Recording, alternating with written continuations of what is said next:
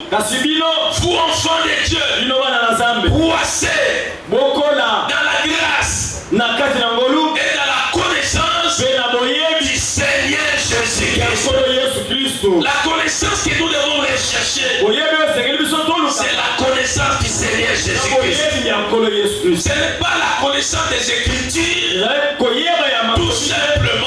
Dans ces Écritures, nous recherchons à connaître qui est Christ. La mauvaise interprétation de la parole de Dieu, au travers des faux songes, au travers des fausses prophéties, au travers des mauvais enseignements. Son objectif c'est quoi? De te soumettre à sa volonté. On va lire ça. Et comme il y a la botte à la Césarine, donc on a battu là, oui, mais ça va bien zélati. Il y a une précision là parce que vous allez faire. Mais tout le monde sous nous a pas calculé que forcément il faut avoir 15 jours de prière. Dieu il faut ça la prière à 3 jours, il y a 3 heures. Force là yo. Et vous concordez, il y a été bien qu'on confie mais on dit quand même la Césarine.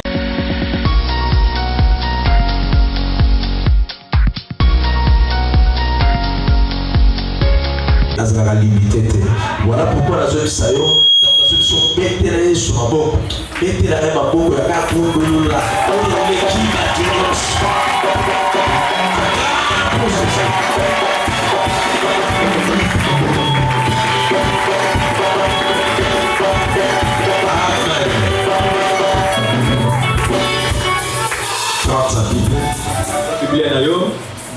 aujourd'hui, nous voulons donner le message que Dieu nous a donné pour l'Église. Dans cette période, comment nous devons se comporter? Alors, tiens-toi debout. Apprenez à être obéissant. C'est tellement important. Nous sommes au livre de Luc, chapitre 21.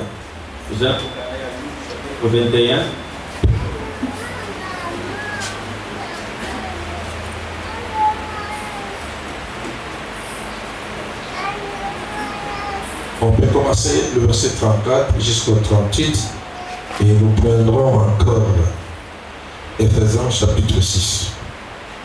Luc chapitre 21, verset 34. Prenez garde à vous-même, de crainte que vos cœurs ne s'apaisantissent par les excès de manger,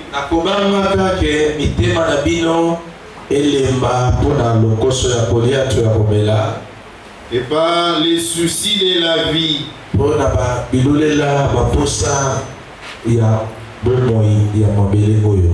et que ces jours ne viennent sur vous à l'improviste, car il viendra comme un filet sur tous ceux qui habitent sur la face de toute la terre.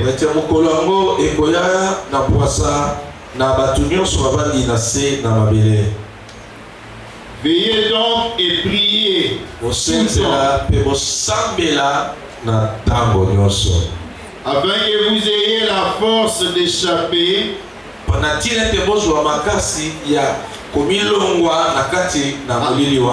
toutes ces choses qui arriveront et de paraître debout devant les fils de l'homme.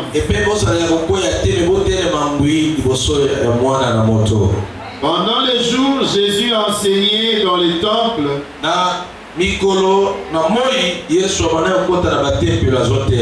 Et il allait passer la nuit à la montagne.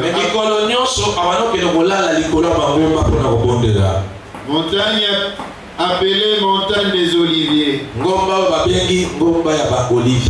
Et tous les peuples, dès le matin, se rendaient vers lui dans les temples pour l'écouter.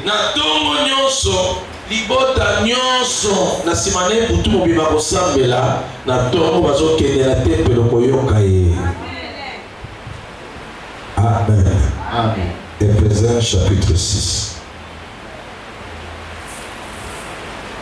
Ephésiens chapitre 6.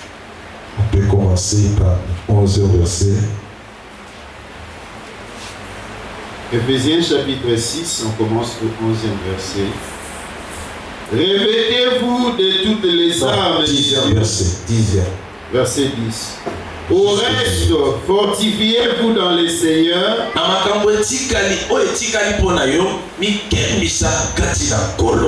Et par sa force toute puissante.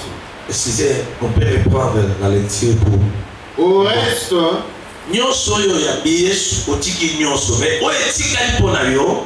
fortifiez-vous dans les seigneurs.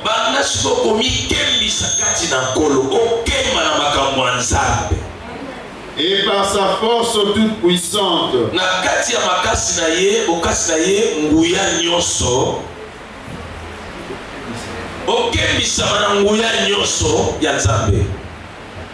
Revêtez-vous de toutes les armes de Dieu. Afin de pouvoir tenir ferme contre les ruses du diable.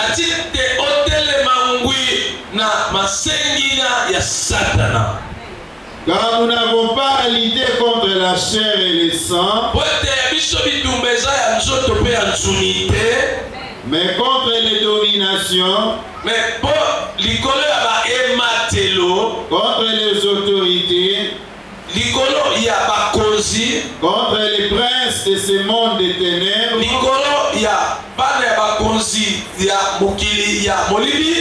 contre les esprits méchants dans les lieux célestes.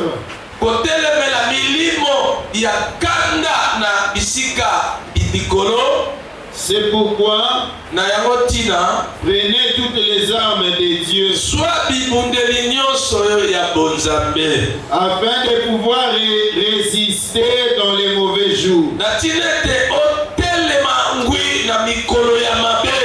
et tenir ferme après avoir tout surmonté.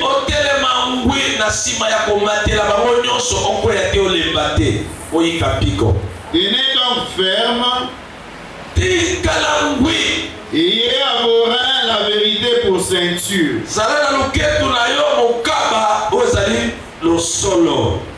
Revêtez la cuirasse de la justice. La cuirasse ezali moni vitre moko oyo ba policier batambola rojo ba marche vitre batiaka ngona vitre wana tombe tiako libanga epasuka te epasuka kaka na bloc glacé maya balili makasi sur petit en pan de panzara. Amen. C'est ça ce qu'on appelle la cuirasse et protéger la tolo na elongi. Amen. Amen. On peut continuer. Mettez pour chaussures à vos pieds les ailes que donne l'évangile de paix. Lata sapatu na makolo na yo lokola mpiko molende na makambo na nzambe ya kosalela nzambe na liloba ya kimia. Prenez par-dessus tout cela soit likolo na monyoso les boucliers de la foi nguba ya kondima avec lesquels vous pourrez éteindre tous les traits enflammés du malin.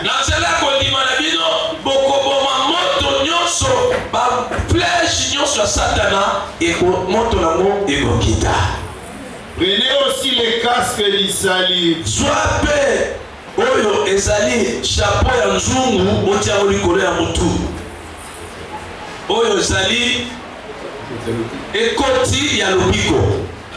Et l'épée de l'esprit, épée mopanga ya molimo, qui est la parole de Dieu. Oyo ezali liloba na Nzambe. Faites en tout temps par l'esprit toutes sortes de prières et de supplications.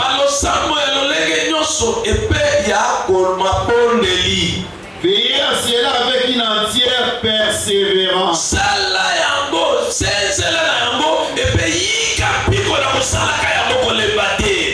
Et priez pour tous les saints. Priez pour moi, afin qu'il me soit donné, quand j'ouvre la bouche, de faire connaître hardiment et librement les mystères de l'évangile.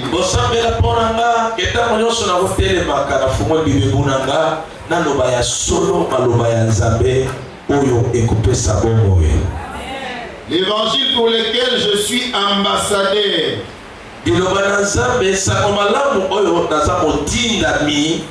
Dans les chaînes, et que j'en parle avec assurance comme je dois en parler.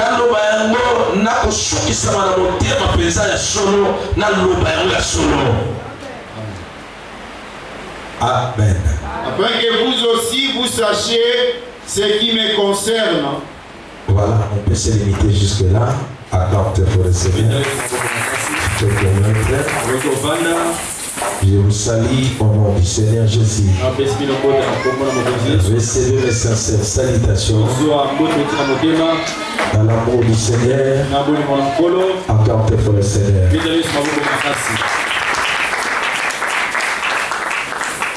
Tu peux saluer 2 ou 3 personnes par l'amour de Dieu. Saluez-les. Bénissez-les alors. Dans cette joie-là, tu peux bénir 2, 3, 4, 5 personnes. C'est un cœur qui acclame une fois le Seigneur.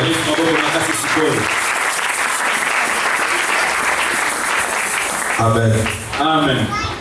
Avant de commencer mon message, c'est un constant que je suis en train de remarquer, ça avait commencé à dominer notre église. Il faut que je le parle ici pour qu'on prenne des dispositions. Je constate précisément à nos sœurs. Ça vient de soigner ses cheveux. Mais lorsque on a un peu fait, si c'est les afros, si c'est le défrisage, si c'est les décorations, si c'est le greffage dans leurs cheveux, ils n'aiment pas mettre le foulard dans l'église.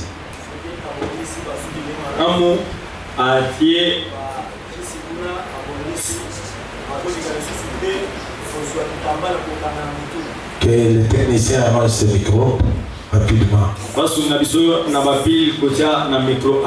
Amen. Amen. Et ce qui est drôle, même le protocole le fait passer.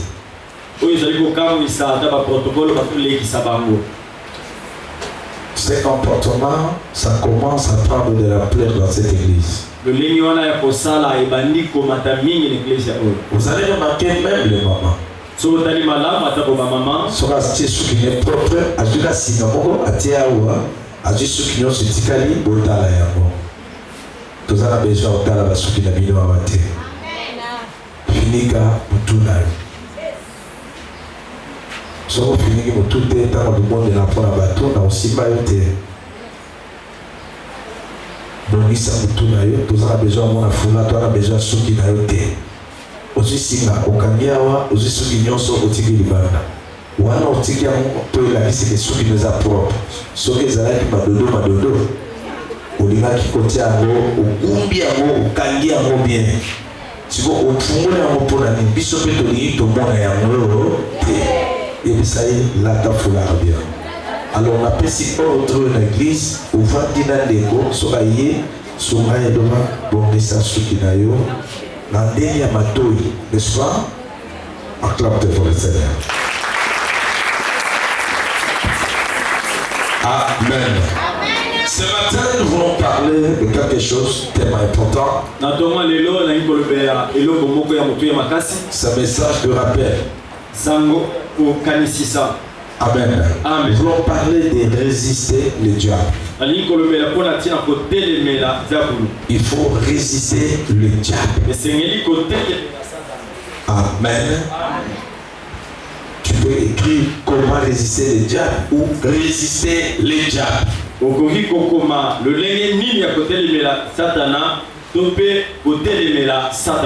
verbe résister veut dire tout simplement s'opposer à un esprit qui impose sa suprématie sur toi.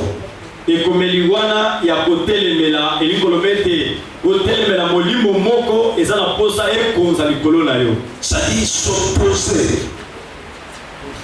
Kotelemela. Ça dit dans le sens de refuser aussi na lolenge ya koboya ses allégats, misala na yo wana, ses instructions, mitindo na yo wana. une imposition. Il vient s'imposer sur ta vie. Aye pote atia misala na makasi na bomoi na yo. On résiste qu'à un dictateur. Batelemela kaka moto ya zo ekokotisa makambo na makasi. Est-ce que je parle à quelqu'un? Amen. Le diable c'est un dictateur. Diable azali moto ya kotisa makambo na makasi. Il vient, il impose certaines choses. Ayaka azotindika makambo na kati ya bomoi. Personne lui a établi chef de ta vie. Moto moko te atie mokonzi na bomoi na yo. Personne lui a établi comme directeur de ta vie. Moto moko te atie pote akonza bomoi na yo. Mais à chaque fois tu as commis des erreurs, tu te laisses faire, il vient, il t'impose certaines choses. Kasi na tango nyonso ozosala bambeba azotika yo boye aye mpe akotisi makambo na makasi la vie. Voilà pourquoi le Seigneur dit résister. Nde yango nkolo alobi botelemela ye. Il a un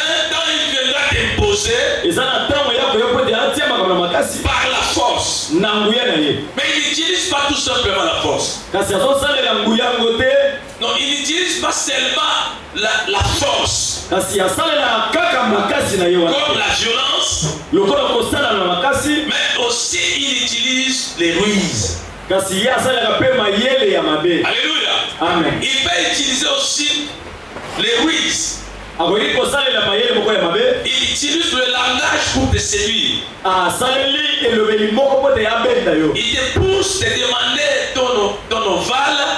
Azokotindika yo po te yo senga nzela na yo. Donc il te demande, il te pousse maintenant que tu ouvres la porte pour qu'il entre. Azotindika yo fongolele nzela po te ya kota. Mais il ne vient pas par la violence seulement. Kasi yakoya te na lolenge ya makasi. Il peut utiliser la malice. Akoki kosalela mayele moko ya mabe po te ya kota. Alléluia. Amen. Au départ, lorsqu'il est encore bébé spirituel, tu es encore ignorant de la parole de Dieu. Il dépose par la force. Il vient par la force d'imposer des choses. Parce que tu n'avais pas une protection en toi. Tu n'avais pas l'intimité avec Dieu. Tu étais comme ça, vide. Tu n'étais pas citoyen céleste. Tu n'étais pas enfant de Dieu. Et le diable viendra te posséder. Voilà, là il y a la possession. Donc il s'accapare de ta vie. Il commence à t'imposer des choses. Et vous allez remarquer que quelqu'un dit j'ai l'envie d'abandonner le mal, mais je ne parviens pas. Il est sous la possession satanique. Il y a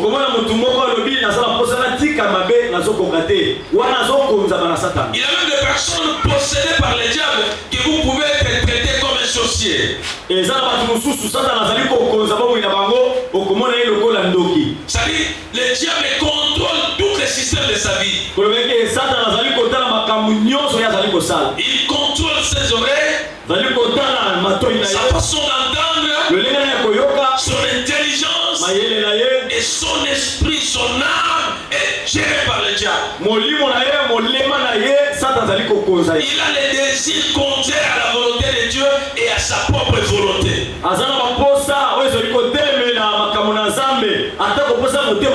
Les sentiments qui montent à lui, c'est ceux qui réjouissent le cœur du diable. Est-ce que je parle à quelqu'un? Amen. Une telle personne n'a pas le désir personnel. Il regrette toujours ce qu'il fait. Après avoir commis des actes, c'est par là peut-être qu'il peut commencer à regretter. Mais il n'a pas le pouvoir d'agir. Il n'a pas le pouvoir de prendre la décision. À son niveau, il n'a pas une prise de conscience. Son intelligence est aveuglée. mayele na ye bazipa yango elama. Mais lorsque quelqu'un n'a plus l'intelligence, ntango moto azangi mayele la foi est dysfonctionnelle. kondima ekangami na eloko mosusu. Alléluia. Amen. La foi ne travaille plus. kondima ezali kosala te. Quelqu'un qui n'a pas une prise de conscience, la foi ne peut fonctionner. moto oyo azwaka mayele asalelaka te kondima na ye koyi kosala te. Est-ce que je parle à quelqu'un? Amen. Lorsqu'il n'y a pas une prise de conscience plutôt, na ntango moto azali kozwa mayele te, la prise de conscience c'est lorsque quelqu'un commence à comprendre que ce qui est bon et ce qui est mauvais et il décide d'abandonner ce qui est mauvais. kozwa mayele ezali ntango moto azali kososola eloko ya mabe na eloko ya malamu mpe azwi mokano ya kotika ya mabe mpe kosala ya malamu. Lorsque quelqu'un appelle le mal bien, na ntango moto azali kobenga mabe abengi yango malamu, une telle personne peut être possédée par le diable. moto ya boye akoki kozala azokonzama na satana. Parce que le diable appelle ce qui est bon devant Dieu mal. mpo te satana abengaka oyo ezali malamu epai na nzambe abengango mabe. Lorsque vous remarquez quelqu'un avec des bons conseils, il se lève, s'y oppose. Telle personne, son âme, son esprit est possédé par le diable. okomona moto ya boye na matoli ya malamu atelemeli yango, moto ya boye molema na ye ezali kokonzama na satana. Alors le Seigneur connaissant toutes ces choses, na koyeba na makambo nyonso oyo, le Seigneur nous a prévenus de ces choses. kolo atalisi biso yango ya yambo. Il prenait toutes les armes de Dieu. azali kokebisa biso na bibonso ya bibondeli nyonso ya nzambe. Les armes de Dieu. bibondeli ya nzambe. Nous avons trois sortes de armes. tozali ya bibondeli ya nzambe lolenge misato. Les armes de la tête, oyo ya mutu, du fond, oyo ya libumu, on peut dire quatre. toki koloba Au nini, niveau de la poitrine, na tolo, au niveau du hanche, na loketu, mais aussi au talon. mpe na kati na makolo. Alléluia.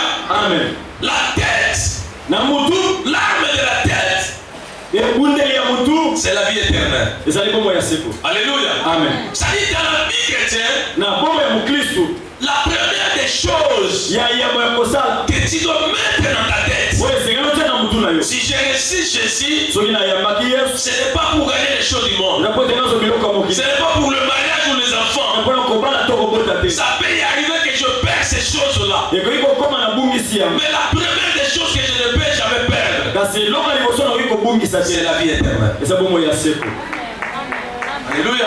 Amen. C'est la vie éternelle. ezali bombo ya seko.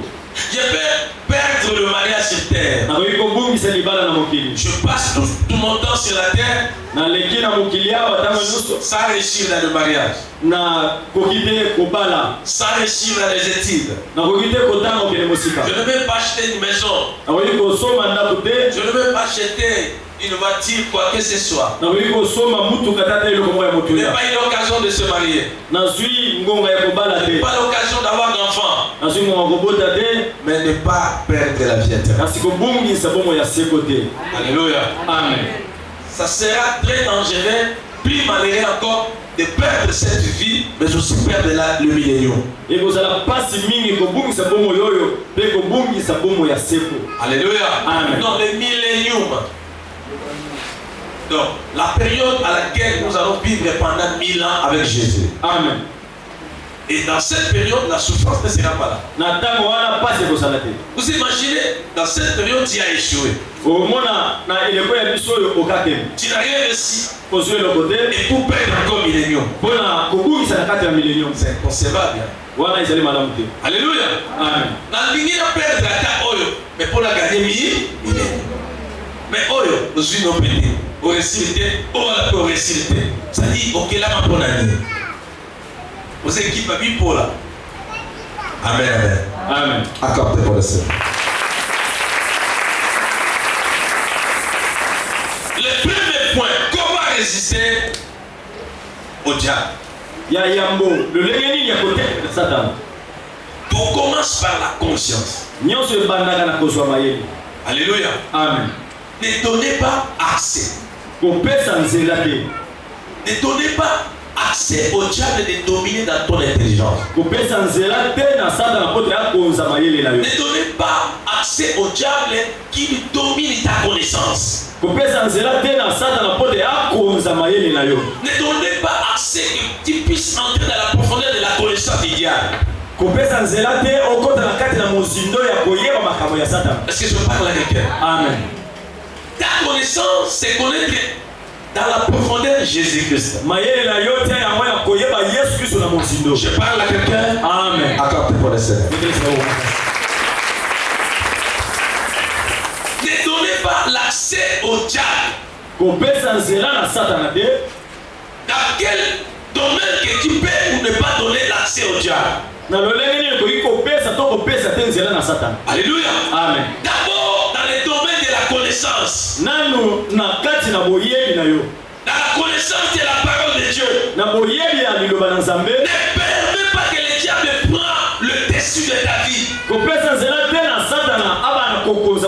Je m'explique. Il y a des ceux-là qui voient que ici ça ne tient pas. Il y a des ceux-là qui cherchent à tout prix de collaborer avec les magiciens, qui cherchent à savoir plus dans tes domaines-là. Il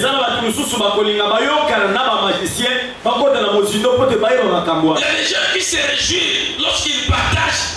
Il a besoin d'entrer dans la profondeur des connaissances des magiciens. Comment ils opèrent, quels sont les signes des magiciens. Tout ça, tu donnes accès au diable dans ta vie. C'est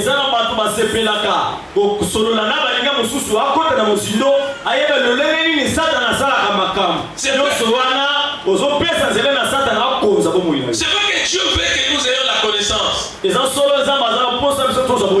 pas la connaissance du monde. Pas la connaissance du diable. La Bible dit ceci au niveau de 2 Pierre chapitre 3. Le verset 17 à 18. Dans verset 17 à 18, mais vous enfants de Dieu, croissez dans la grâce et dans la connaissance du Seigneur Jésus-Christ. La connaissance que nous devons rechercher, c'est la connaissance du Seigneur Jésus-Christ. Ce n'est pas la connaissance des Écritures, tout simplement. Mais dans ces Écritures, nous recherchons à connaître qui est Christ. Est-ce que je parle à quelqu'un? Amen. Je ne peux pas prendre ma Bible, commencer à entrer dans la profondeur de chercher des versets qui soutiennent la polygamie.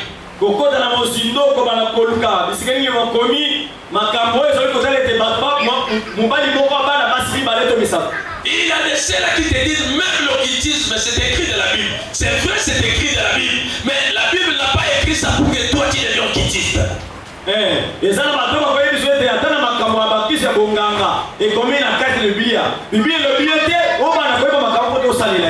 donnez pas l'accès au diable à cause de la maladie. On te propose d'aller consulter quelqu'un qui fait l'anarchisme. Il va te guérir la chair, mais il va détruire ton âme. Ce qu'il va transmettre un esprit dans toi, tu ne sais pas. Parce qu'il est spirituel. Tu verras le physique, mais les esprits qu'il va transmettre en toi, il ne te détruira pas. Avant de te guérir, la première des choses qu'il doit faire, c'est de prendre le contrôle de ta vie. Un sorcier, un féticheur ne peut jamais te guérir sans toutefois prendre le contrôle de ta vie. Avant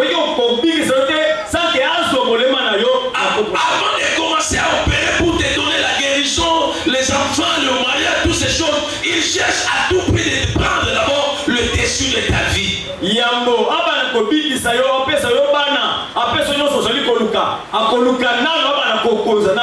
Est-ce que je parle à quelqu'un? Amen. On peut avancer? Accordez pour le Seigneur. Ephésiens chapitre 4, verset 27, on va lire ça pour nous. Ne donnez pas accès au diable. Tu es chrétien. Pourquoi tu donnes accès au diable dans tes pensées? Il y a une sœur, pour ne pas citer son nom, elle a passé autant d'années dans son mariage sans avoir un enfant. Un autre sœur de l'église, bien qu'elle est maintenant trop loin de fréquenter plus ici, mais on est ensemble. À cause de la distance. La sœur a passé autant d'années, je crois 10 ans, 9 ans dans le mariage. Elle n'a jamais conçu. Et après le moment, Dieu l'a fait grâce. Elle a conçu. Maintenant, elle a accouché. Dans des conditions de césarienne. Les 4-5 jours là, elle commençait à imaginer. Vous imaginez qu'elle a une bonne à la maison. Non, elle a une bonne, une maman à la maison. C'est d'habitude qu'on vit avec elle. C'est maman chez elle seulement le samedi. Elle restait tous les jours avec elle. Mais la sœur a accouché. Sa mère existe, mais elle est dans la province. Ses sœurs habitent ici, Kinshasa, et les autres dans les provinces de Bakongo, ainsi de suite. Premier jour, elle arrive à la maison. Elle est en train de causer avec toute sa famille, ils sont dans la joie. Notre sœur a eu un enfant, c'est la joie parfaite. Mais qu'est-ce qui s'est passé? Maintenant, dans son imagination, elle donne l'accès au diable. Comment moi, ma mère et mes sœurs sont au courant que moi j'avais un problème, j'étais opéré. Colère. Elle n'a même pas prononcé une parole comme ça. Tout ça c'est dans son intérieur. Elle s'est mise en colère. Elle dit, bravo. Alléluia. 2 jours après, elle tombe malade. L'esprit de mort est entré. Le diable a écouté ses pensées. Elle commence à faire ce qu'on appelle OK. Donc elle commence à entrer dans le coma. Et tout ce temps, la famille l'appelle. On partage avec son mari. La perte du sang est arrivée. Diminution. Elle est devenue anémique. Elle commence à trembler. Elle commence à vivre des crises. Elle avait partagé avec des personnes. Mais tout ça, même avec son mari, elle n'a rien dit. Mais c'était dans son cœur. Son grand frère qui habite l'Europe a fait un voice. Elle a envoyé un message. Vers 22h du hier. Pasteur, regarde, ta fille est sérieusement malade. Ah bon? Pendant que je méditais, j'ai commencé à prier. Le Seigneur me fait voir qu'elle est en colère contre toute la famille. Pendant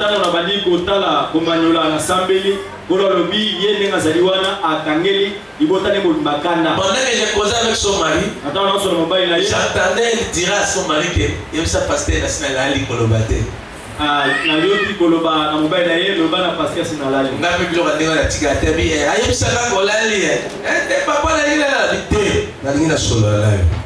Et c'est pendant qu'on a commencé à causer, elle a avoué. Amen.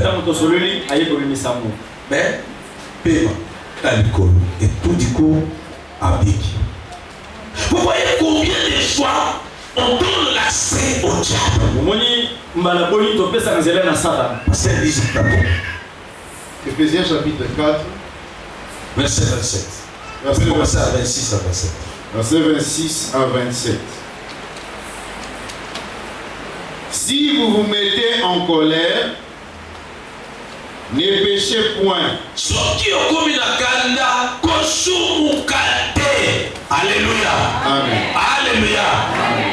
Soki osiliki, soki otomboki, osilika te.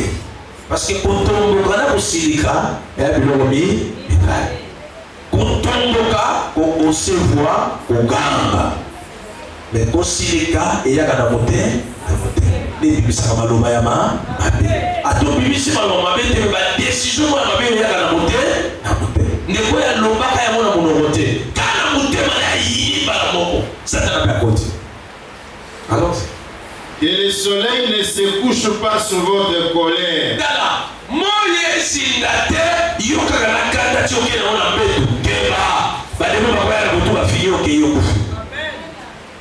Verset 27. Et ne donnez pas accès au diable.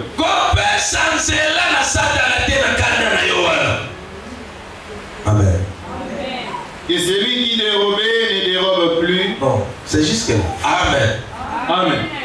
Combien de fois, à cause de la colère, on donne l'accès au diable? Alléluia. Amen. Il a une sœur qui a grandi comme ça. Elle avait 13 ans, 14 ans. On ne se connaissait pas. Alors qu'est-ce qui s'est passé? Elle a connu maintenant ses viols.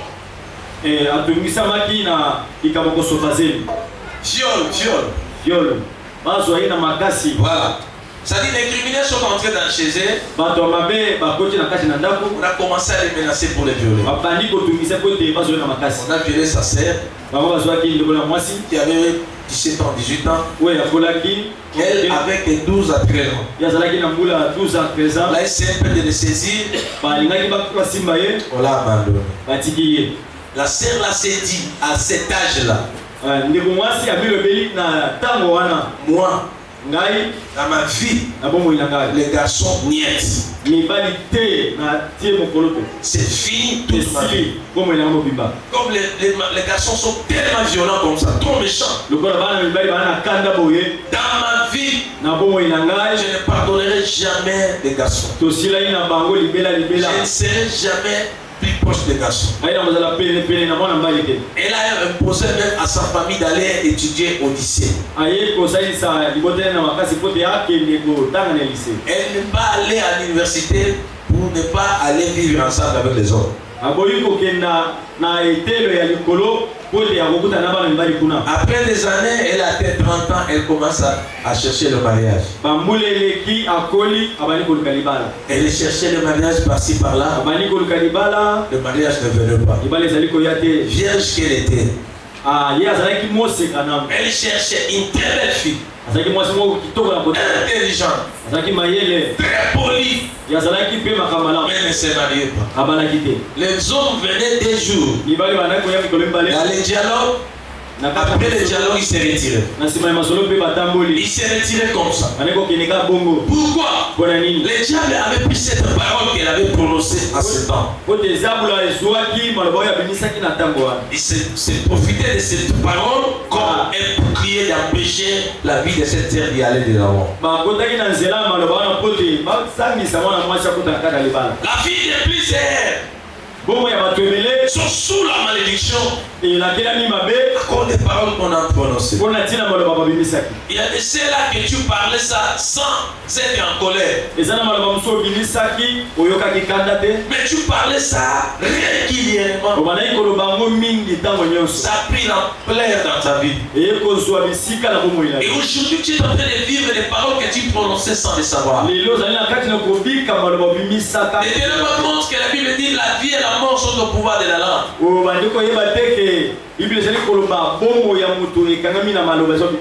Et toi tu appelles ton enfant Zoba, Zoba, Zoba, et il deviendra Zoba. Ndumba oyo, elle deviendra Pit.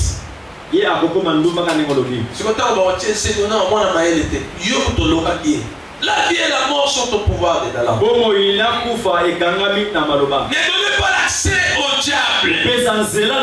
Le Seigneur ne nous dit pas de laisser l'accès au diable dans nos vies. Dans nos pensées, dans nos raisonnements. Dans le lien de fréquentation. Alléluia. Amen. Quelqu'un est d'accord avec moi? Amen. Tu peux acclamer très fort le Seigneur.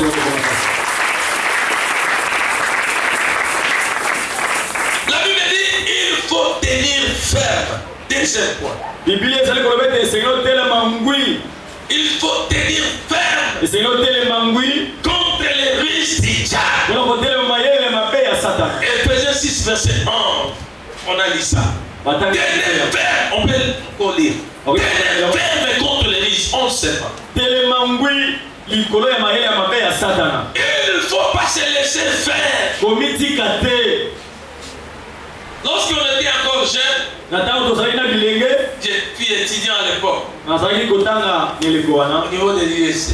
Je n'avais pas d'argent. Alors, il avait une machine de galettes comme ça à l'époque. C'est $40, $50. Il faut que je le vende pour acheter des syllabus. La tante m'a donné pour aller vendre ça. À côté de chez nous, une maman m'a proposé $30. Elle me donne d'abord 20, 15 et les 15 après. Moi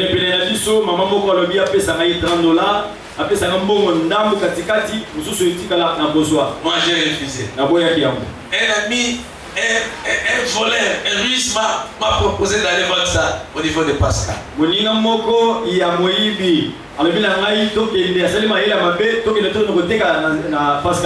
a touché ça. Mais alors on faisait route à ça. Oh, il collaborait avec les voleurs là, ce qu'on appelle les Italiens. À l'époque, on les appelait. À notre époque, ils étaient les champions ici au niveau de Pascal.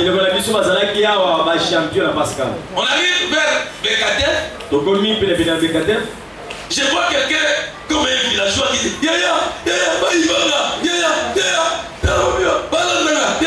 et moi, je me regardais. Qu'est-ce qu'il va pas? Et je me suis approché de lui. Il me propose maintenant des bijoux là. Beaucoup de bijoux.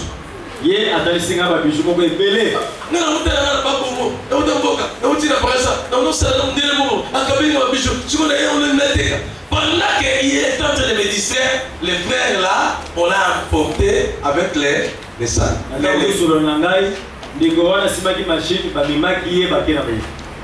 tout ça là, on dit habité. Bino yé ake batikala wana biso do surveiller. Bino botekela biso ka ba biso ko. Ngala zo biso to kende. To ko mawala. Ah. Na sutu ka bo muninga la. Wapi ka to bon. Ba lui na pesa ba mo pro. Biso les achers biso to no teka biso pour sa commission. To so na bo. Tant to ke na biso place mo ba teka. Atali ka. Bino ba sa ba na ndako na bi on y va dans possible. Vous voyez les riches, c'est-à-dire en voulant tout gagner, on avait tout perdu. Alléluia. Amen. Alléluia. Amen. C'est-à-dire il faut résister à des choses pareilles. Lorsque toi tu es faible dans l'esprit, les esprits supérieurs, l'esprit méchant dominera sur toi. Depuis ces jours-là, et puis ça va coller comme le gars. On dit que na tangate, na rata ba point, donc na rata ba point pour na syllabus wana na somba jambo. Professeur wana na somba syllabus na été, professeur le ko. Donc somba syllabus na été, il va bien raté. Amen. Allons-y passer. Éphésiens chapitre 6 verset 11. Revêtez-vous des armes de Dieu. Alléluia. Afin de pouvoir tenir ferme contre les ruses du diable.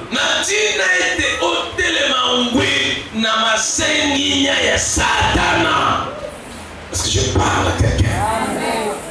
Toi qui n'aimes pas connaître la parole de Dieu. Lorsqu'on proclame les enseignements, tu n'y viens pas. Toi, lorsqu'on dit prière, d'accord, il aura un temps, la force de prier ne sera plus là. La valeur de la prière, c'est la connaissance. Vous devez comprendre d'abord que le diable ne fuit pas la prière. Mais il a peur de la vérité. Avant de chasser le diable, il faut lui rappeler d'abord la vérité. Lorsque nous prions, c'est bon de prier, mais il faut mieux prier. Alléluia. Amen. Avant de donner l'ordre au diable, il faut lui rappeler d'abord la vérité. Chez un exemple. Je suis sous la menace de la stérilité. Étant marié, on m'a tout doté. Je n'ai plus rien d'autre à réclamer. Il n'y a pas la dette. Je suis dans mon mariage. Alléluia. Amen. Maintenant, j'ai un problème de concevoir. Comment je dois prier? Je dois me référer dans la parole de Dieu. Premièrement, la Bible dit quoi? Dans la ville promesse, il n'y aura ni femme stérile. Regarde-toi. Est-ce que tu es enfant de Dieu, vrai ou faux? Est-ce que je parle à quelqu'un? Deuxièmement, la Bible dit au commencement, soyez féconds, multipliez-vous, remplissez la terre. Avant de donner l'ordre au démon de quitter, tu dois lui rappeler d'abord ces paroles-là. Au début de ta prière, il est écrit alors, lorsque tu donneras l'ordre au diable, toi, qui es-tu pour rester devant la parole de Dieu? Sors, il va partir.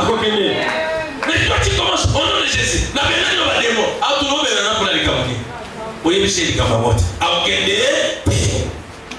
Tu vois ce qu'on peut là? Amen. Dans ton domaine là, il faut chercher à savoir qu'est dit la parole de Dieu. Est-ce que je parle à quelqu'un? Amen. Lorsque je lis Ésaïe 66, 9, le diable pouvait dire que non, toi tu ne vas pas accoucher maintenant. Mais Ésaïe 66, 9 nous dit ceci. Moi Dieu qui fait naître, est-ce qu'empêcherait la femme de mettre au monde? D'accord, c'est moi, c'est à moi. Là, c'est Dieu qui pose cette question. Il dit, moi, Dieu, qui fait naître, empêcherait la femme de mettre au monde. Quelle est ta réponse? Dieu te pose maintenant la question. Est-ce que je peux t'empêcher de mettre au monde? Il voulait te dire tout simplement, c'est le prix, moi, c'est le diable. Pour l'autorité. C'est comme ça, avec cette motivation, tu vas me prier. Il va encore plus loin. Ésaïe 66, 9 là. Il dit ceci. Moi qui ai mis l'enfant dans les seins de sa mère, empêcherai l'enfant de naître, de sortir. Ça veut dire quoi? Je n'ai pas d'accord avec les césariennes. Bien dit dans le monde, bon, il faut que ça reste. Nous n'avons pas besoin de goût. Après ça, ils disent là, et comme il y a la botte à la césarienne, donc on a battu là, oui, mais ça va bien c'est la dit. Ils ont nos petits là parce que vous allez faire. Puis tout le monde sous, nous avons pas calculé que forcément, il faut ça 15 jours de prière. Il faut ça la prière à 3 jours, il y a 3 heures. Force là, et vous concordez, il y a bien qu'on confie, mais on dit quand même la césarienne. Mais quand le matin, les gens appellent ça une zéro pour la césarienne. Yo, nous avons perdu un zéro sous Mouga. Bon, le ministre a tapé ça en zéro à Mounios. Tant qu'on a reçu Mouga, nous avons perdu un zéro. Oh, répondez d'abord. Quand on se compte dans le télé, nous avons tapé un zéro contre la télé qui est sous Mouga. Quand on a pour la bouton, nous avons le locabout. Nous avons tapé le locabout. Bon, on se comprend la césarienne dans le dos, nous avons perdu un zéro. Et une des faibles naïo, on comprend qu'il faut résister. Et diable a dominé dans la poème. On gagne au petit, au suivant, nous avons mais à Dieu, moi, cicatrice naïe. Il y a passé à ligner au bon dans ces réponses. Si pour limiter ma porte, on ne peut pas éviter que césarienne, mais souvent, on peut avoir 3, 4 au souki. Mais ce qui est intensifié, prière naïo, Bamusu Bazaba, autant 4 fois la césarienne, mais Madame Nassima 4 fois, comment on peut avoir le roi Bazalia. Insister contre le diable avec la connaissance de Dieu, avec la parole de Dieu, avec la foi dans la prière. Lorsque tu fais la prière avec la connaissance, cette prière sera une prière fervente. Est-ce que quelqu'un entend? C'est une prière d'un ignorant la part de la plaie devant le diable. Azani oye. azangi boyebi. Quelqu'un qui n'a pas la connaissance dans tel domaine. Mutu azangi boyebi na eloko moko songolo. On va voter que le lot. On dit besoin de la connaissance c'était il y a italien. Bah joyeux sur le va kenaki na. Mais quand vous connaissez c'est quoi dit? Ngai italien à toi sur le va. D'ailleurs ma déjà. Bandaki bazoyi baba to na bakata ba Facebook awa akosa yo papa aza mundele na tidelio ngai naza mundele naza orphelin naza na million mais na kenya kotina biloko moko eza na Cameroun en tout cas na télé na Facebook na sepeli kaka na pambola yo kuna oui mundele na lokoti bobala mundele ala mundele taza mwindu utakoleka yo Guinée wana zalia na Togolais na Cameroun. Ensuite quand image ya modèle mo ensuite ba photo là a titre le bébé. Ce qui esprit là est faible à dominer. Au que ça mon conseil. Allez mon jaloux par mon nation mon bala modèle. Tu as conseil na pamba kende a combien na yombo. On peut connaître. Alors pour comprendre vos aveugles, mudo ado senga yombo wana. Allez, quand on se fait à Canada, parce que Canada mboka mibali. So ça na Canada te, à la France mais États-Unis. So ça kuna te, mais quand on dit na bon, encore ça veut que na on dit no la kolia bon la kati ya golden na ya sakwana, on soit bon, kana ba bijou ati ayebige ozali Bible lobini à cause des soucis du monde. On dit malé osani et okita. Dans la question kapilo la photo. Ba photo de vidéo. A suivi vidéo que la wenza filmer bilo atidele na zo sala emballage atiena kombo na yo bon pas comme moi tana aso biblique marqué ya komi kombo no et on est au ça soit que na cyber a sur papier mo ba petit na grand caractère ba komi pena boye mama kinga ba bambia mona kolo ta carton à la pression vidéo ya bibilo ya mona et ça na bon la carte na ba bijoux na ba souliers na ordinateur na ba téléphone ya nini iPhone. Oui, yango. Biloko izo boma mama wa iPhone. Note combien? 11 watts. 13. 13 mikolo des atomes. Note 13. Tu vas dire iPhone. Donc, il y a beaucoup de gens à besoin de note. Soit il y a un combo iPhone. Et ici, biloko to lukaka. Yango, amo sala kalki. Mbala mo ye wana tina autour. Aketuna iPhone combien? Oh, $1,800. Comment ça la kalki? Bon, on est la carte. La monnaie na bijoux, na parfait wana. Abano ki de tout la prix. Aketuna na place à hotel. Aketuna la maison. Ah on a reçu la maison. Na compte ya nana. Na passé ni no monnaie là.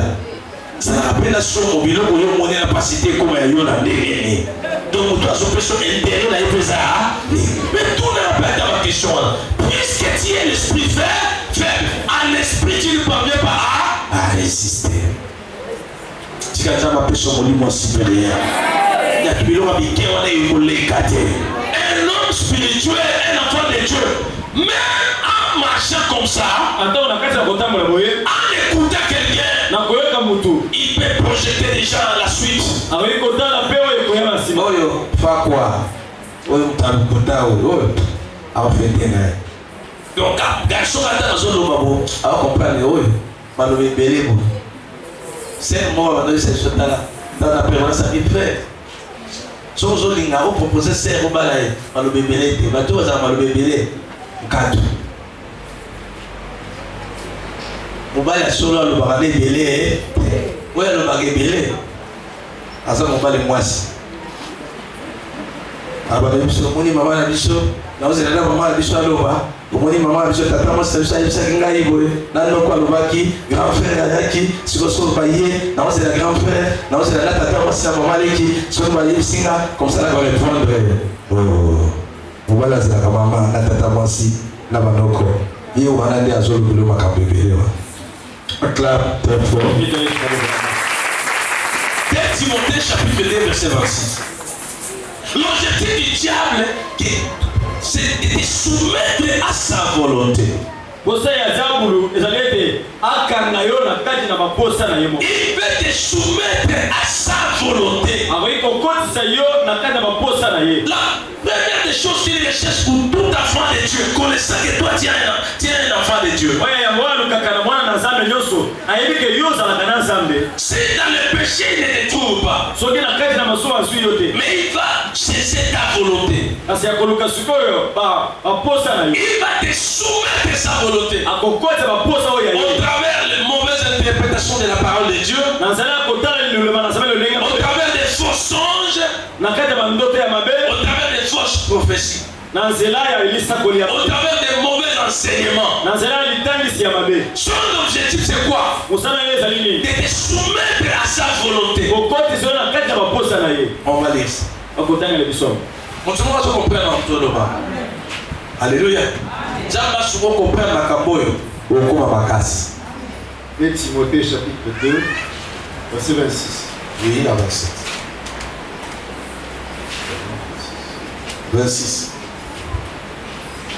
Et que revenir à leur bon sens. On peut commencer verset 25. Verset 25. Il doit redresser avec douceur Et Seigneur ote abatuna motema bopolo. les adversaires. Bangune akoswana na bangote. La bien. C'est-à-dire Dieu demande les adversaires. Les gens qui s'opposent à la parole de Dieu. Bato bazotelema le banasam. Ne les insulte pas. Kofinga bangote. Ne les critique pas. Kochola pe bangote. Ne parle pas avec arrogance. Kolobate na kanda. C'est le principe que Dieu nous donne. Bazela ozama pesi biso. Vous êtes devant les gens de Bouddha comme tous ces gens-là qui les disent parlez avec douceur. Uzoli boso na bato wana ya bizambezambe. Pourquoi? Bana kanda te lobana kimia nos. Parce que lorsque tu parleras à haute voix, Kote tango yoko ta kolobana kokanga. tu perdras contrôle. Yoko sanga moyen kokanga. L'esprit ne va plus t'inspirer ce que tu vas lui répondre. Molimo kopesa yo te mayele mwana ya koyalola. Mais si tu parles avec douceur, Molimo le bana kimia. tu parles, mais tu lui donnes aussi l'occasion de l'entendre. Osolo bape ozopesa nzela po ya pona koyo. Et le Saint-Esprit va t'inspirer, va t'orienter ce que tu dois parler. Molimo santo kopesa maloba oyo esengeli oloba. Amen. Amen. Écoutez. Dans l'espérance que Dieu leur donnera la repentance Ntango ozoteya bango ozolobela bango na eliki yake Nzambe akopesa bango kobongolisa motema tumela pour arriver à la connaissance de la vérité. po bakoma mpe na boyebi ya solo lokola yo. C'est-à-dire ozolobela bango na ekimia kolobela ete bakano omoto amasumu alingana kosambela te atamayebisaka l'église alingana ete etali bongo te. Lentement, pour les. Amen. Amen. Voilà, continue. Et que revenir à leur bon sens, ils se dégageront des pièges du diable qui s'est emparé d'eux pour le soumettre à sa volonté.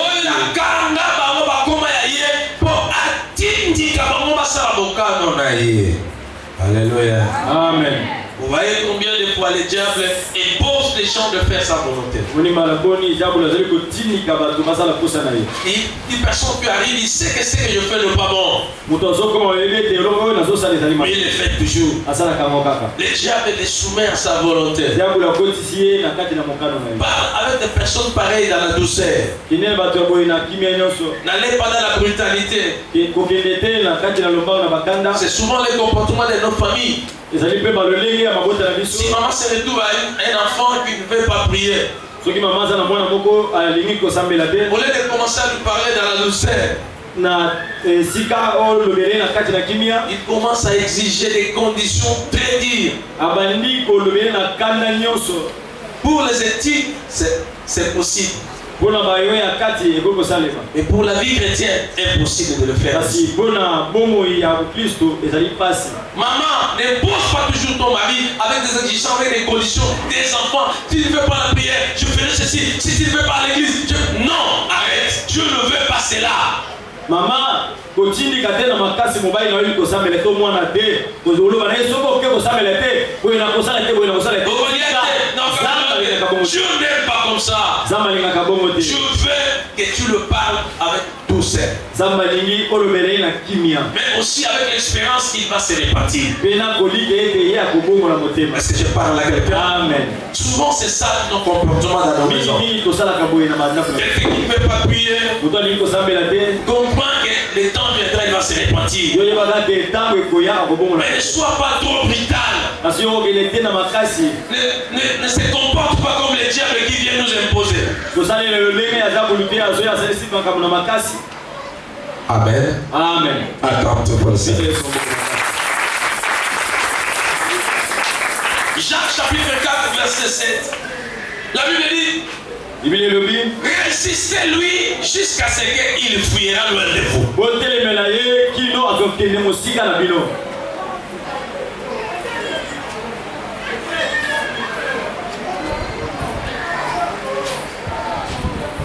Crois d'abord que le diable n'est pas plus fort que le Seigneur.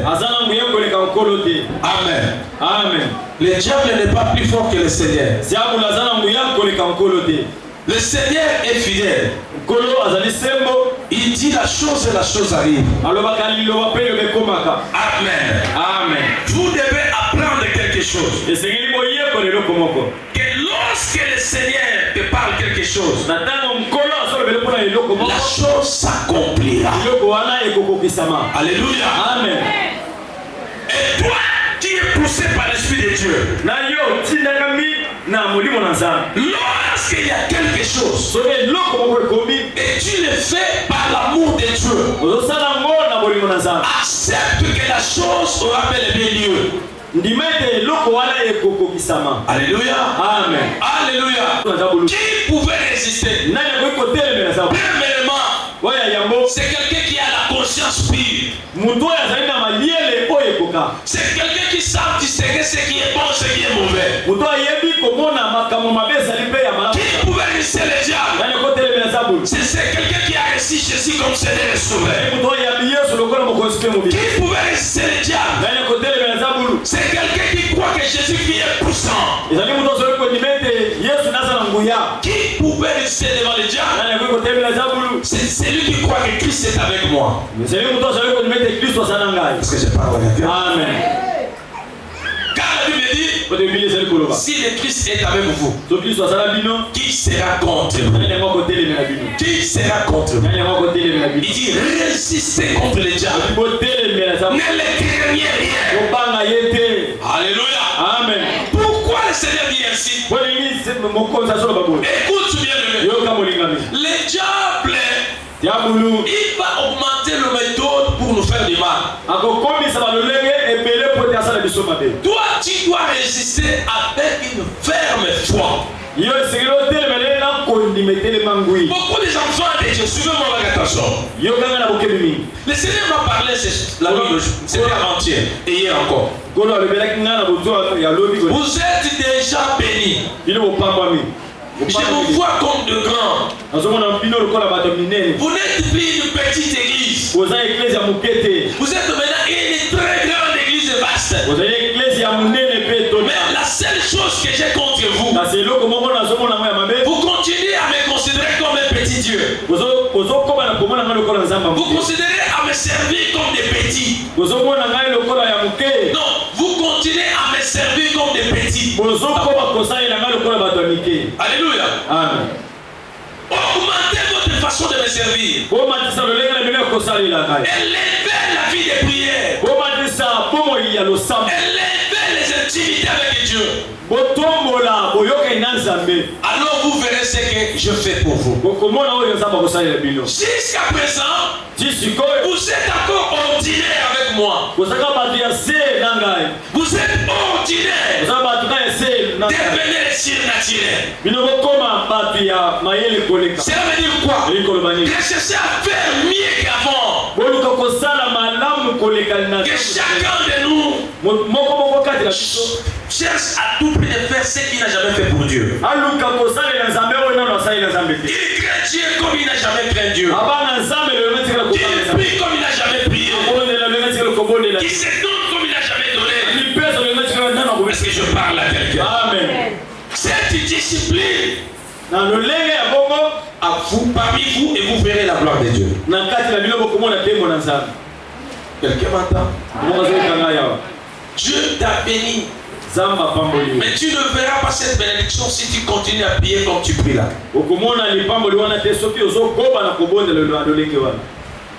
Mais dans le monde c'est comme ça.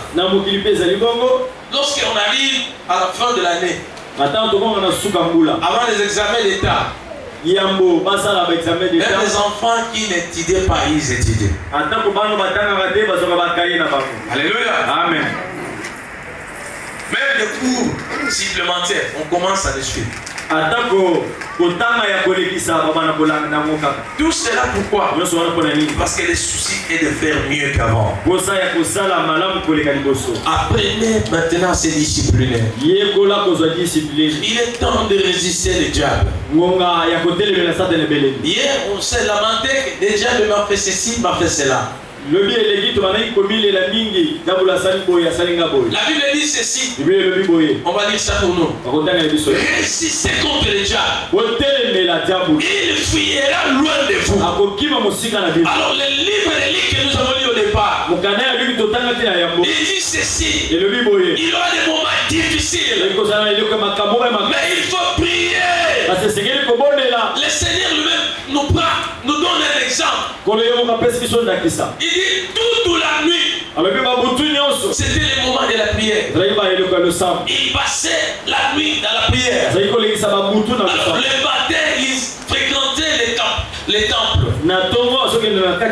Les synagogues étaient remplies de gens qui venaient vers lui. Moi, je vous donne cette expérience. L'église Foi des Vainqueurs a commencé avec ce principe-là. C'était d'abord le principe de ma vie. Jeune que j'étais encore, on avait encore la force encore, on n'avait pas beaucoup des occupations. C'était toute ma vie. J'ai commencé ma prière à 23h jusqu'à 4h. 4h, 3h.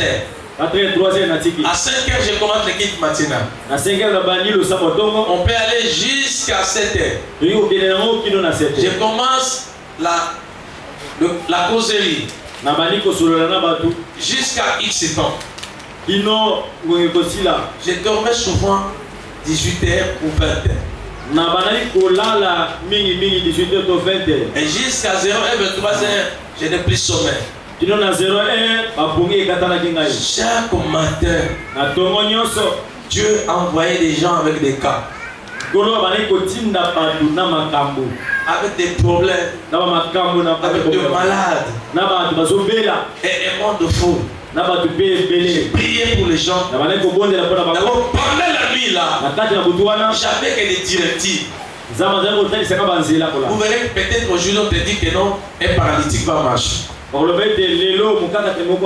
Alors ça me rassurait de servir Dieu encore. Je ne servais pas en tâtonnant. Ça me rassurait. Je venais avec assurance au culte.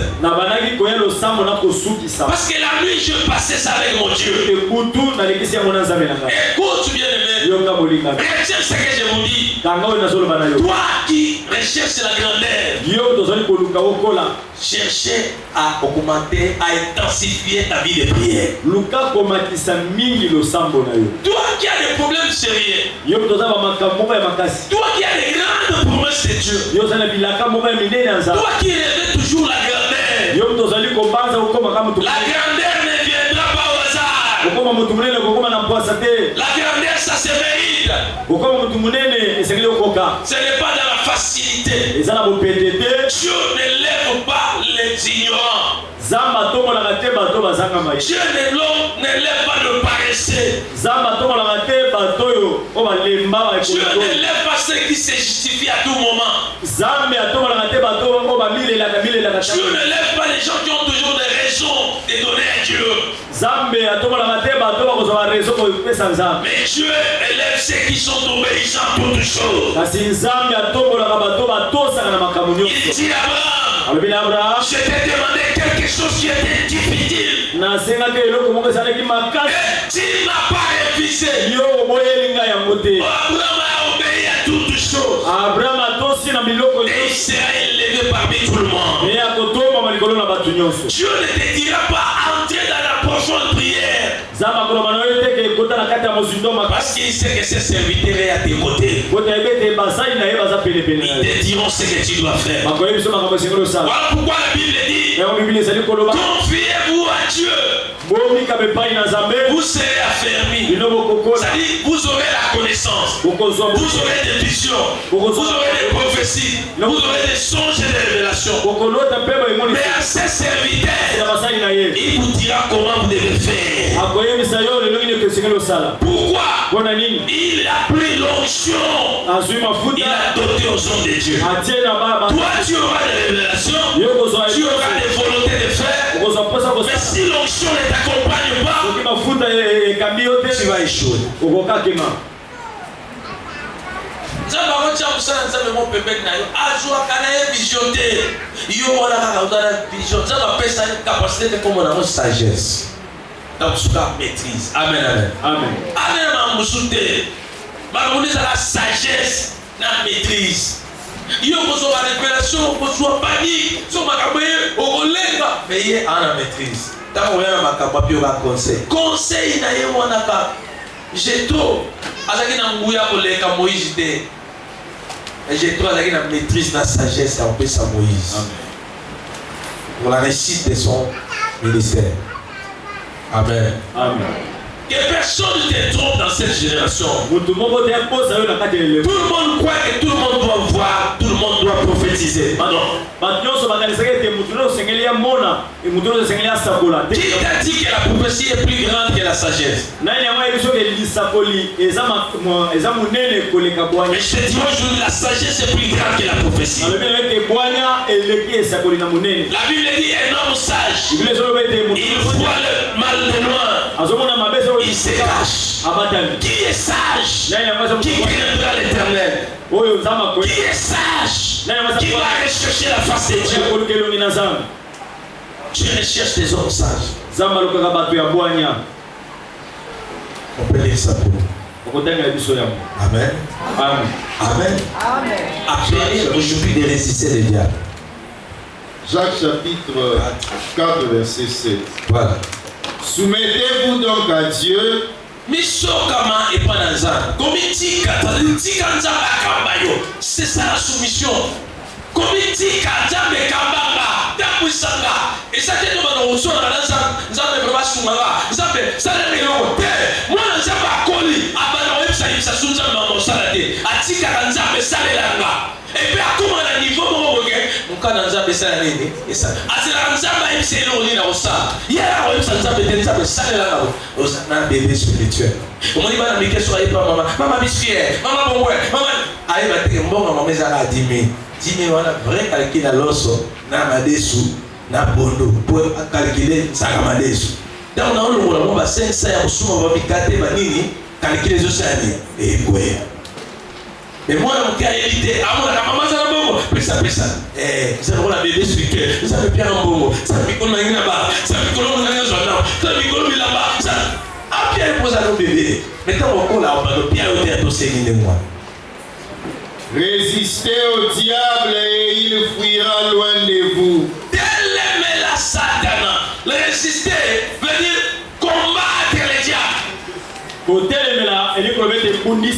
Alléluia. Amen. C'est-à-dire, toutes les coups sont permis. Il peut te terrasser.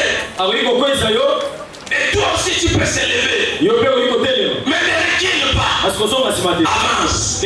Lorsqu'on dit de résister, c'est une expression, c'est un terme qui veut dire combattre le diable. Un sorcier que tu connais bien que c'est un sorcier. Il vient pendant les jours comme ça le matin. Il te dit, toi tu as élevé. Toi tu pries vraiment. Ne lui pose pas beaucoup de questions. Comprends seulement que Bakuisaka na mpipa, balunga kave. Bakuisaka na mpipa. bayaki na mutu bayokaki te Kana lobe interpréter. Oya koyoka yoki. Bakuisaka na mpipa. Na suka na melemele bao bepisa kundima na twala na monde. Alléluia. Amen. Oh, azoseka ta. Moi pas paso kama. Donc tala na Pentecôte pour l'église et pour tamali pour la liboso parler à langue ezali malobo na zolo baba. Donc Kikongo, Kiyombe, Kinjambe, Kingoli, Kisagata, Kibomano, Malouilouba, Maïjoua. Les prophètes participer maintenant parler à langue maternelle. Parce que parlons comme nous c'est Balobi la chiluba, balobi la kiasi, balobi boy. Ngala no kansa ya ulo la chiluba. Ngala zo na Kikongo, ulo la chiluba, ya zo interpréter.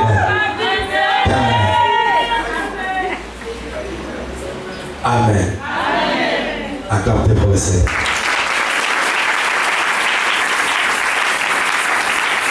Tu dois résister le diable.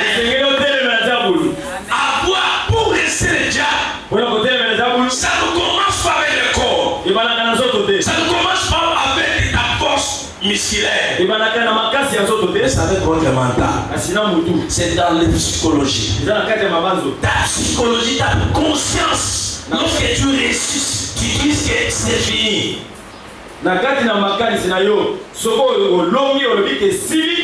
Toute ta vie va se poser, va s'incliner. Résister contre le diable.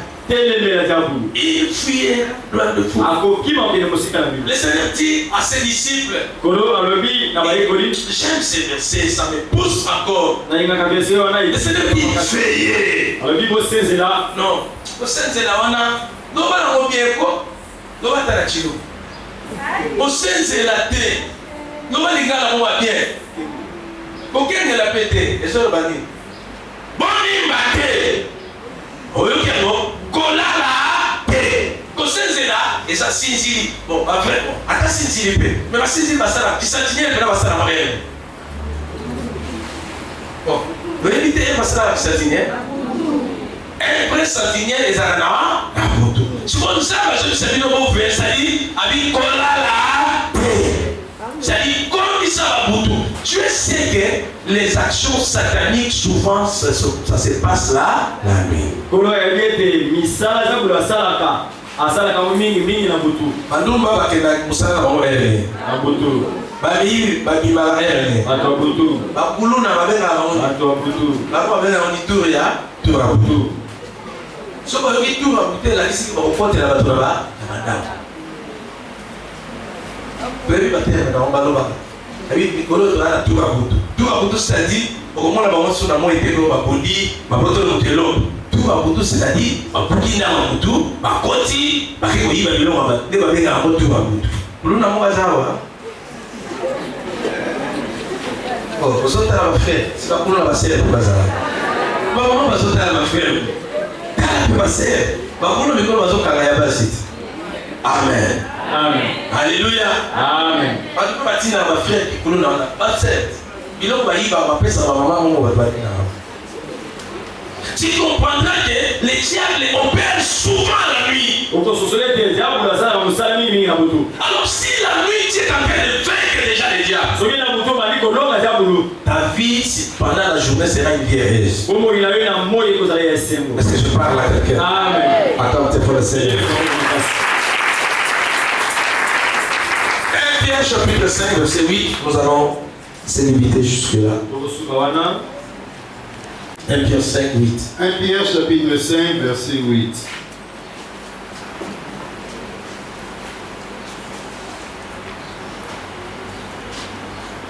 Soyez sobres, veillez avec. Bosala, bateau, bateau, komi pekisa, bomi senzela. Votre adversaire, les diables, rôde comme un lion rugissant. Mungunya nabino satana, azo zinga pele nabino azo luka, akomi na kanda lokola ngosi. Cherchant qu'il dévorera. Azo luka mbalo ya kokata nani, lobanga te. résistez lui avec une foi ferme. Sachant que les mêmes souffrances sont imposées à vos frères dans les mondes.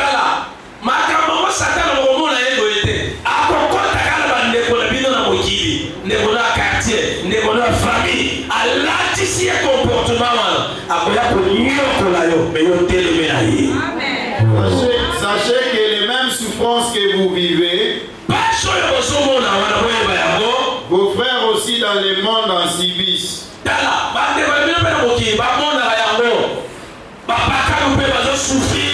Alléluia.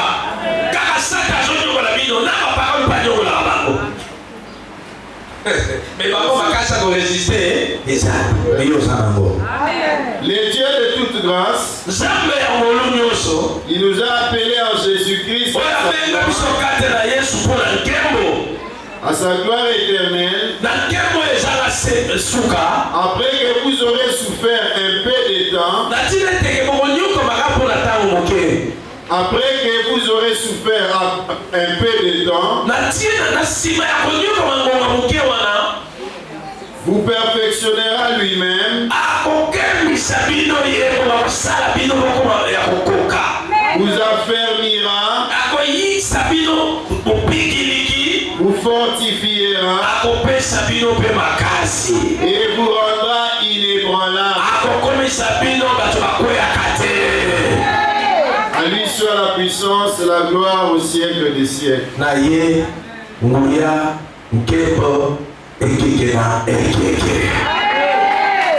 Les combats que tu as dit à toi récompense. Dieu permet que les diables te combattent. Au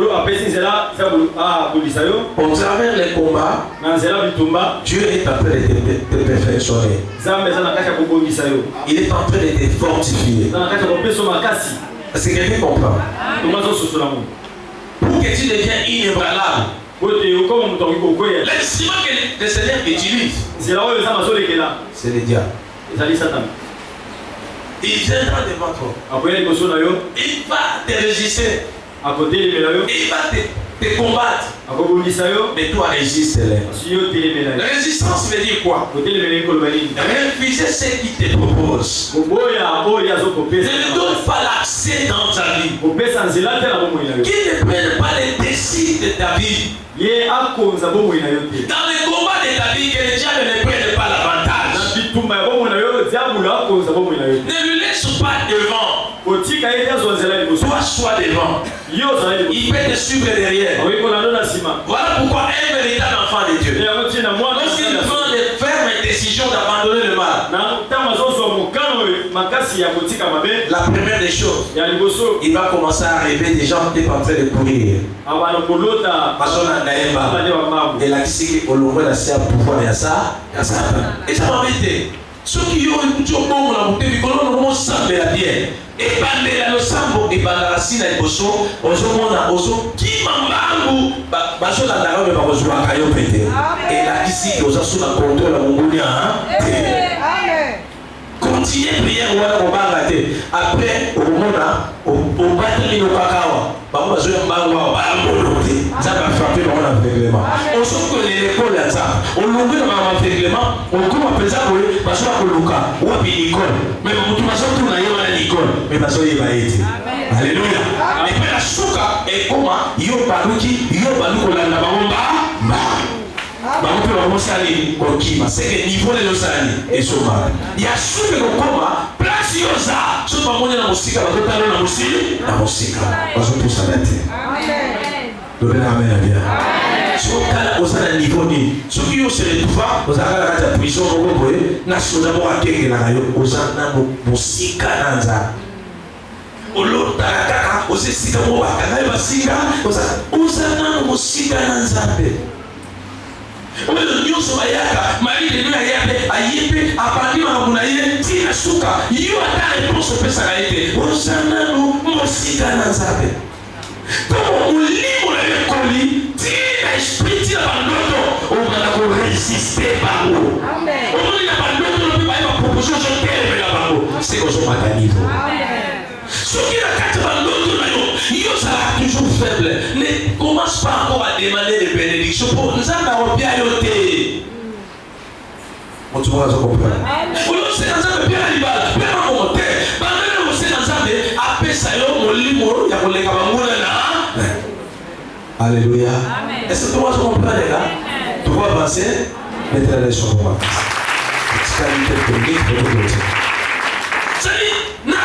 Esprit na yo soki ti sikoyo na babongi na yo lalaka bakanga yo okwa okino bamute okendaka kosula quelque part okendaka mona mokolo kilo ozokoka te ozala maloba koloba ozokoka koloba te bien aimé kotala na ngai tokobondela mpo na yo basala bazali bazali awa yebisa bango baprie mpo na yo ozala na mosika nivo wana na kosenga ata lipamboli te. Au principe, la bénédiction de l'Éternel agit, mais elle se fait suivre d'orgueil chagrin. Si vous avez esclave, comment un esclave peut être libre? Un esclave a un héritage. Un esclave a un salaire. Un esclave va faire ça avec un dégamaligi. Alors, on va péter dans l'église. Amen. Dans ta vie, tu devrais chercher à résister le diable. Beaucoup de gens sont ici, Dieu les a déjà bénis depuis longtemps. Dieu t'avait déjà béni depuis longtemps.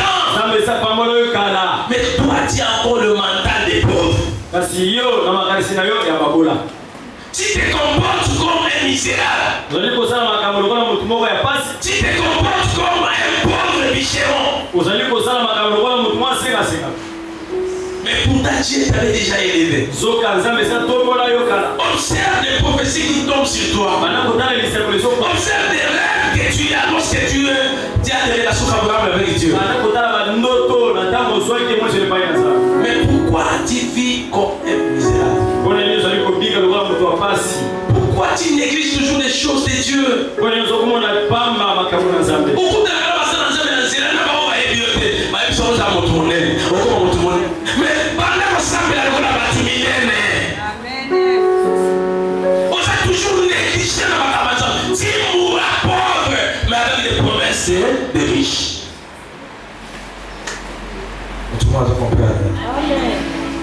C'est comme Joseph d'Arimathée. Son père était plus riche.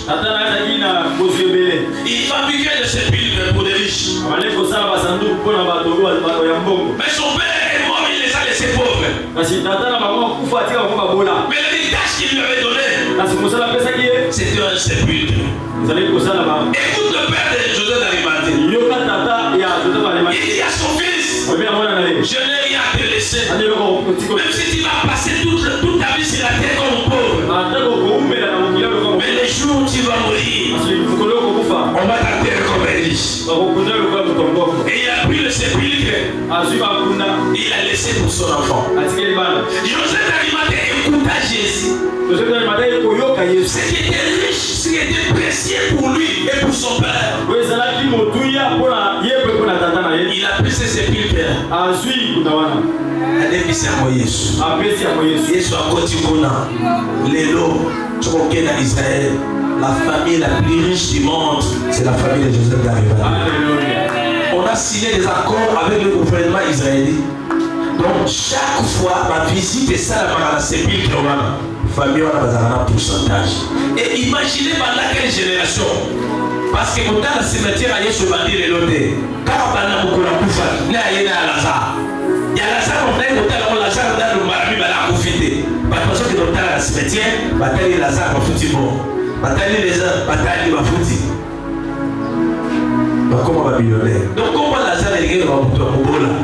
Mon toit Zara. Mais t'as envoyé son premier cas, on a service, vie d'échange. Tu as tout. Je t'attends dans la chandelle. Je t'attends pour changer l'histoire de ta famille. Je t'attends pour arracher ta femme ou ton mari. Pourquoi tu t'es la main? Pourquoi tu continues à pleurer? Pourquoi tu continues à réfléchir comme un bébé, c'est toi qui changera l'histoire. La CC lamenté avec le miette là, le miette c'est pour les chiens. Toi tu es fils du roi, tu devais manger sur la table du roi des choses fraîches. Tu ne peux pas consommer des choses en attendant. Accepte de perdre tout pour gagner pour tout. Il va pour tout. Il y a arrivé là. Si vous comment gagner vie dans la moko. Accepte de tout perdre pour gagner une fois pour toutes. Je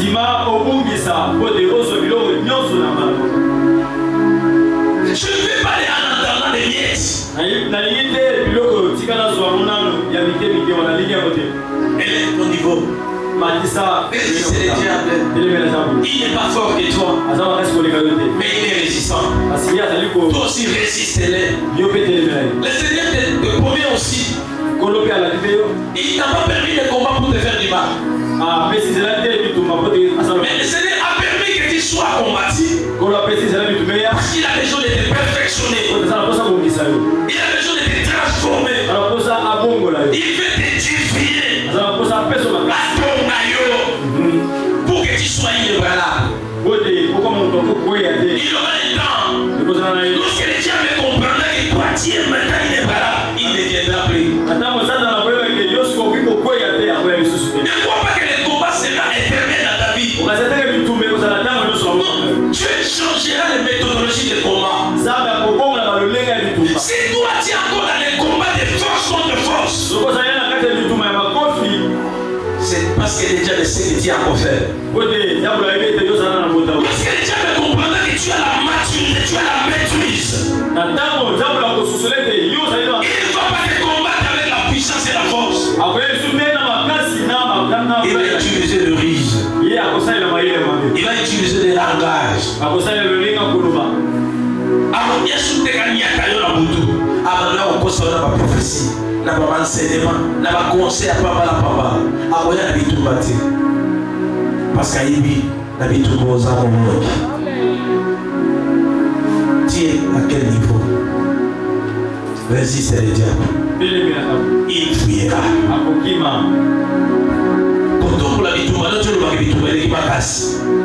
Quand tu n'as jamais au calcul, mon nom n'est que la bakasi. Jamais. Ada basa mo ko bimba. Ok, c'est tout fait. On est dans le monde la nota. Mami kololeka. Batumo mama mtika la mutu kwa la taxi. Bakosi yo to suwa batu. Quand appelle la carte mutu kwa le suwa, je sais que la carte taxi dans l'autre, je vais les trouver camion au qui t'a dopé maman. Ba déballer qu'est-ce que va kiminga. Je vais les trouver dans un pays lointain. Moka wana na ibi ata mutute. Na moka mo batu nyonso bazani.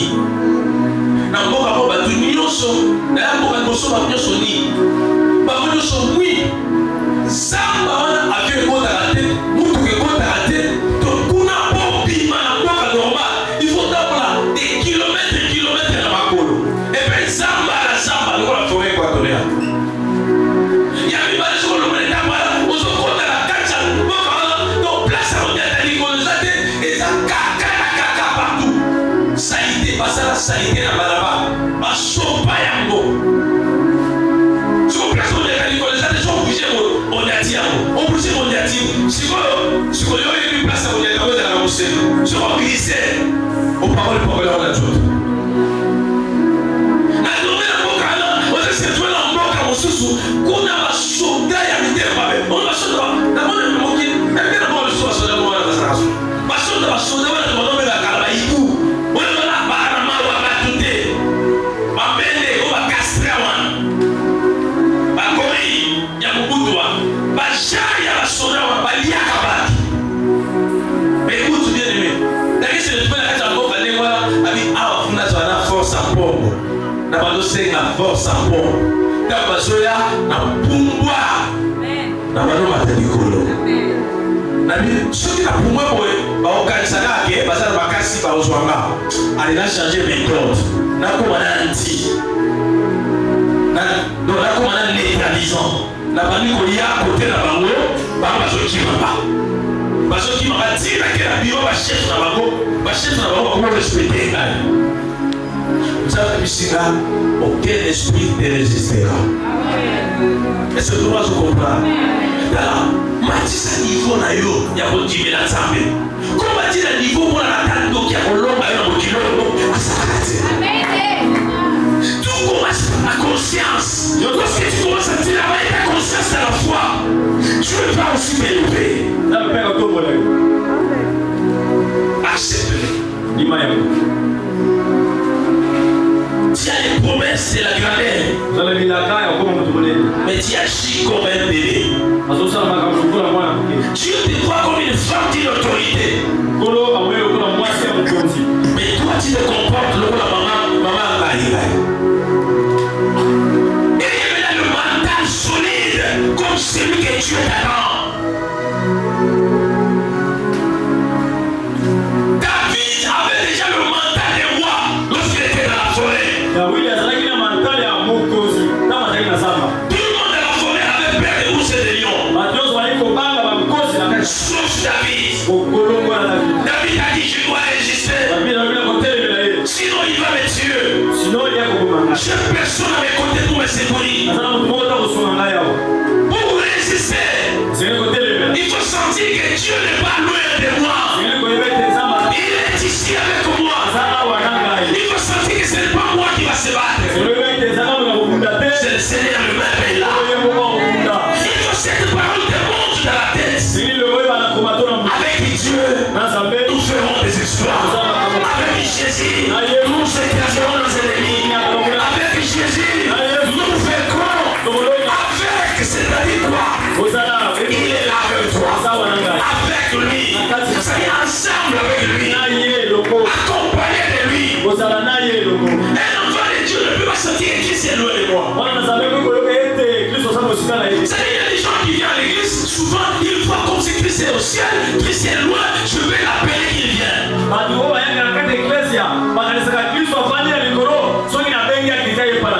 Quitter la période de visitation divine. Quitter cette période, c'est la bassesse. Nous ne sommes pas dans la période que visitez-moi, je vais bien visiter. Non, nous sommes dans cette période, Seigneur, demeure à moi.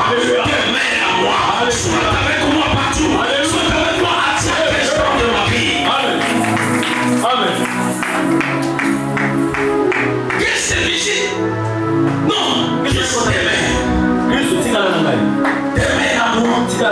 Sois avec moi partout. Même si je vais dormir. Alors lorsque tu verras le diable, tu vas me faire réveiller. Il va me rassurer. Ça va vous trembler parce que vous n'êtes pas sûr que vous êtes avec Jésus. Si tu sens à chaque instant que Christ est avec moi, de qui aurais-je crainte? De qui aurais-je crainte? Est-ce que j'aurai la paix devant moi? Oh, le Seigneur va permettre les circonstances de ta vie. Comprends aujourd'hui. Il a si tes choses qui sont plus davantage dans ta vie. Le Seigneur a besoin de te perfectionner. Il a besoin de te façonner encore. Il a besoin de te tisser. Dans la foi, dans la fidélité, dans l'amour. Pourquoi tu vas abandonner Dieu dans la souffrance?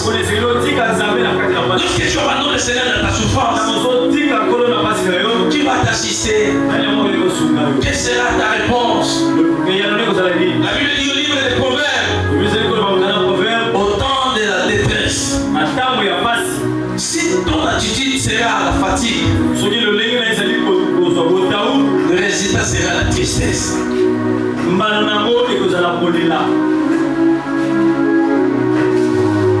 Résiste. Ce qui te pousse comme un peu le mal. Résiste cet esprit de tentation. Résiste cette pensée de vol là. Résiste cet esprit de la cupidité. Résiste cette pensée de la colère.